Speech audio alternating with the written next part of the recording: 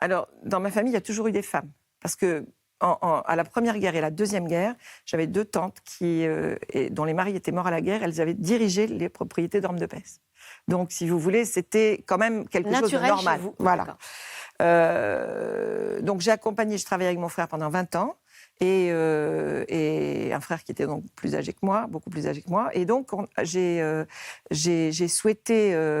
développé un certain nombre de choses avec lui. Vous savez qu'il a créé AXA Millésime et développé les propriétés d'AXA Millésime, dont Pichon-Baron. Et donc, j'ai travaillé avec lui à ce moment-là, au moment où il développait toutes ses propriétés. Et puis ensuite, on a repris en 2001 nos activités uniquement.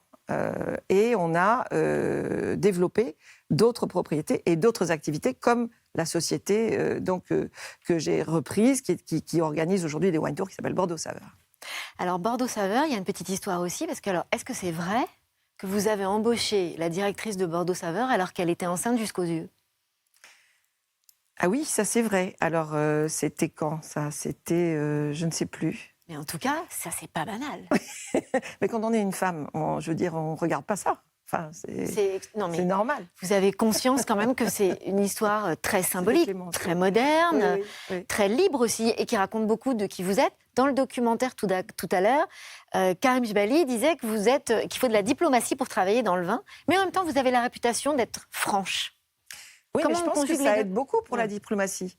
Si vous commencez à chercher à dire des choses sans les dire, ben les gens ne comprennent pas et en fait, ils s'imaginent des choses. Quand vous êtes franche, au moins les gens savent à qui ils ont affaire. Ils prennent ou ils ne prennent pas. Mais si vous voulez, si en même temps vous arrivez à les convaincre que vous voulez faire des choses avec eux pour leur bien, pour le bien de la collectivité, mon père m'a toujours appris ça aussi.